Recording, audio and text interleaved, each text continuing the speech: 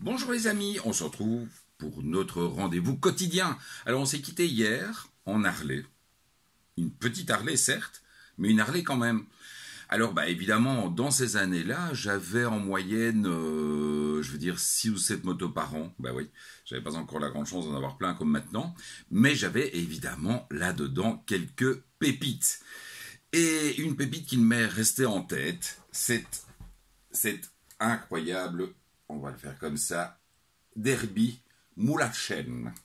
Alors, entre-temps, évidemment, je m'étais donc acheté mon XT 660X, ma Yam, et la Derby Moulachen avait le même moulin. Donc, je me dis, là, je suis vraiment en terre connue. Donc, je vais chercher cette moto chez l'importateur, qui se trouve du côté d'Anvers. Et vraiment, je dépose mon XTX et je reprends la Moulachen. Je monte dessus et première chose, après quelques kilomètres qui me frappent, c'est la vitalité du moteur. Ce moteur, franchement, à moyen régime, claquait un peu. Vers 3000 tours, c'était assez compliqué. L'injection avait vraiment du mal. Mais par contre, à haut régime, elle envoyait comme un avion. Alors, on va tout de suite laisser tomber le suspense. Je suis rentré en remorque. C'est-à-dire qu'après 1000 km, le moteur a explosé. Donc il allait très bien, mais il allait un petit peu trop bien. Et franchement, c'est un essai que j'aurais voulu ne pas écrire parce que franchement, cette moto n'avait vraiment rien pour elle, mis à part le look. Alors, vous allez me dire, oui, mais Oli, tu adores par exemple les Husqvarna, les Svartpilen, etc. Oui, là, elles ont le look, mais elles roulent super bien. Celle-là, elle avait juste le look. C'est-à-dire que les suspensions étaient dégueulasses, il y avait des problèmes électriques tout le temps, sans parler du problème moteur. Donc c'était vraiment un test, c'est vraiment par contrat que j'ai écrit l'essai. Je l'ai relu pour voir un petit peu comment je m'étais démerdé. C'était vraiment très compliqué. Mais enfin, bon, voilà. Alors, on est sur la Moulachen et juste après, autre hasard, j'ai testé pour la première fois une Yamaha MT-01. Il faut savoir que, évidemment, pour ceux qui me connaissent, la 01, c'est ma moto perso. C'est une moto que j'ai achetée après plusieurs années. Enfin, celle que j'ai, c'est une 2005, je l'ai achetée il y a 5 ans. C'est une moto, lorsque je l'ai essayée, je me suis dit, un jour, j'en aurai une. C'est pas arrivé très souvent.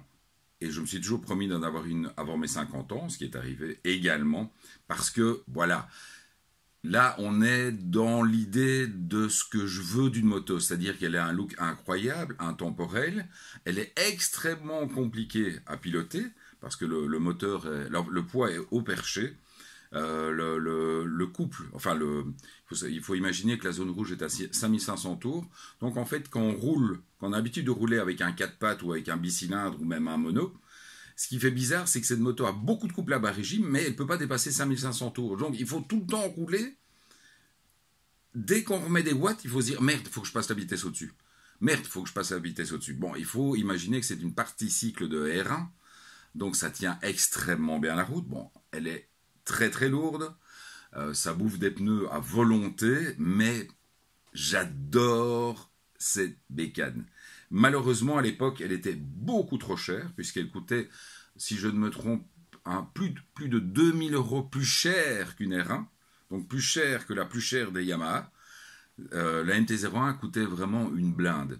Après, la mienne, elle a 15 ans maintenant.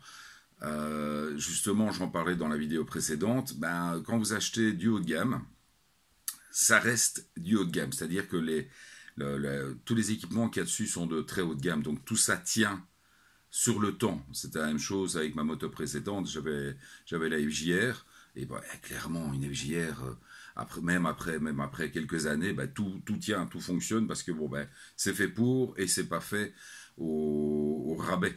Donc au contraire de la Moulachen. Donc vous imaginez que j'ai fait Moulachen, MT-01, donc ça fait quand même deux concepts complètement différents. Alors, demain, on va se retrouver peut-être pour 2 ou 3 essais, mais j'ai aussi ressorti mes comparos de l'époque, parce que j'ai déjà à ce moment-là fait quelques comparos. Et dans les comparos, je peux déjà vous annoncer que j'ai quelques trucs pas piqués des hannetons, des trucs qui déchirent. Alors je vous mets l'eau à la bouche parce qu'aujourd'hui c'est dimanche, on va se le faire un peu plus cool, hein, et on se retrouve demain pour une vidéo avec 2 ou 3 essais en plus.